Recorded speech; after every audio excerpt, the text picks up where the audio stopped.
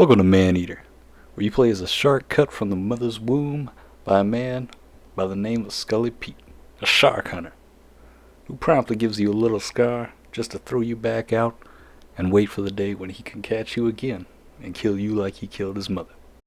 Now the basis of the storyline is basically you as this baby shark, growing and adapting to new environments, starting with this little bayou you got right here. Now, for all the cutscenes, for the most part, it's going to be a cameraman along with Scully Pete and his son, shark hunting, basically doing something like a documentary that you'd see on Discovery Channel, one of those other travel channels. And it's written quite well. There's a lot of moments that are really funny and a lot of shocking moments that happen, and it really helps to just kind of bring the whole game back together, and give something more depth than just a shark out there trying to be the apex predator. I'll start talking about some of the basics. The controls. They're pretty easy to adapt to. For the first hour it may be a little bit confusing, just trying to adapt to the way the shark moves and how to use his abilities. But for the most part, after about an hour or two, you'll feel like you've been a shark all your life. For the most part, as far as the gameplay goes, a lot of what you're going to be doing is, obviously, eating fish and other predatory animals around you. And as you progress through the game, you'll increase it from a child to adult to elder and so on. You'll see as you go through, and the progression feels really good because after each time you evolve, you basically can feel pretty much instantly that you've become stronger, you're faster, you can move through things, and you'll notice that some enemies later on or earlier on that felt like they were a bit of a trouble, you can now just rip through them like they're a rag doll inside of your mouth. There's also a really cool RPG element to the game. You'll notice on the top right you'll have these little currency items, and from completing missions and other certain predatory areas that you'll defeat animals, you'll get some kind of like set bonus that you can add to your fins, your jaw, and your tail that also all combine to add benefits to your character, as well as you'll get different organs for different abilities across the map, such as like sonar, increased health, or getting more health off of eating certain animals. And you'll be able to change all of these abilities once you've entered a place called a grotto, which is basically the shark's home, and each time you enter the grotto after leveling up, you could possibly evolve into your next form, such as an adult, or so on. For the most part, the game will consist of you going around, eating some humans, finding different landmarks, which are pretty nice added touch to the game because there's some really nifty things to find and some locations to see, along with the commentator guy being really funny and actually adding some really good flavor to the context of some of these locations. The game can be visually appealing, but I wouldn't say it has the best graphics of all time, but it does a really good job of capturing the ocean life and giving a nice city view as well during night and day. But I do say that the night is a lot better for the city view. You also have to show off your dominance underwater as well. You'll face off against certain apex predators in the area of each zone that you go into. It's basically like a boss fight for the end of each zone. And it can be pretty nice, but for the most part the combat can basically be the same thing: dodge, go in, attack, and you'll notice that they'll glow at certain times, and those will be your key moments to go in and strike for basically a critical hit. But it is kind of visually appeasing at the same time, because you'll notice as you start attacking them and ripping them, basically taking a good number of bites out of them, you'll notice that they're missing fins, their back fin, and they'll have less mobility as well. Now, after eating a number of humans, you'll have a threat level that'll increase, similar to that of the STARS rating system in GTA. Basically, what's going to happen is the more people you eat, the higher this threat level will increase, and then they'll eventually get to a threat portion that'll pop up in the right corner that'll fill up to the point where they call in shark hunters. Now, arguably, this is probably one of my favorite portions of the game. I loved combating with these shark hunters. It was a whole lot of fun just going after these ships and taking them down.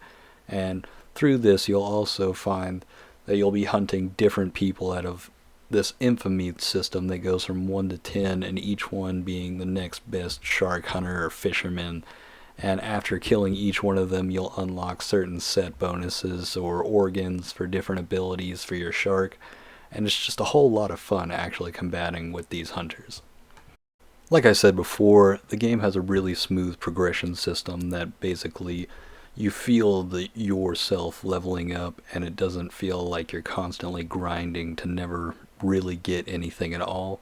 And it's really nice as to each zone you'll go through and have different scenery, different marine life, and different predators as well to face. So the game is constantly changing over the whole course of the time that you're playing it, and it constantly feels fresh and new up until the point of the ending.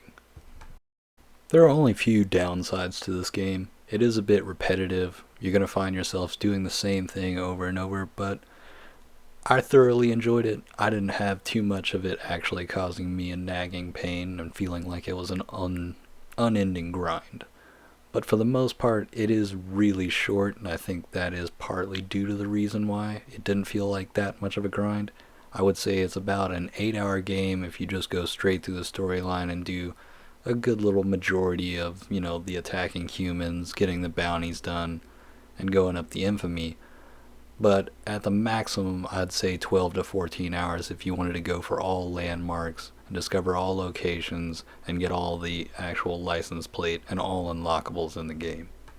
With the length and the repetition being really the only cons to this game, the only problem with spending $40 is whether or not you feel it's worthy of you. Now, I have had a lot of games in the past that have done that AAA $60 price tag and had a lot less content than this game, but if you're really not itching to spend $40 on a game that you could finish in possibly 8 hours or 12, then ultimately this would be a really great rental for you because it is a really solid game and it is a lot of fun, and it's a blast all the way to the point until you hit the ending, and then it becomes to the point where you've kind of seen everything and there's only basically going around and getting collectibles and unlocking everything else that's left to do, and kind of look around and just chomp on people and find the bounty hunters. And for the most part, at that point, it's kind of a game where at the point of the ending, I ultimately probably won't come back to this game unless they do DLC or updates to add more content to the game or new areas. So it's a game that's pretty much kind of a one playthrough style of game, which is why I say ultimately your best option is to go for the rental. But if it's something that's really perked your eye and you just need something fresh and new and you have the money for this game, your $40 isn't wasted. But at the same time, if it looks really nice and you really just want to own it, I'd ultimately say you could either wait for it or just rent it for the time being just to get that fix until it goes on sale. That's going to wrap up my review of Maneater. I really hope this has helped you with the decision whether or not you wanted to buy this game or possibly rent it.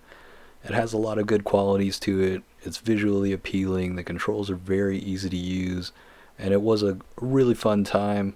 But like I said, it's pretty much a one playthrough style of game for me, and I won't be returning to it unless possibly DLC comes out, which I'm not even sure if that's coming. But at the same time, you never know. I'd really like to see more of this game because it was a lot of fun, but you never know. Could be nothing coming for this game later on.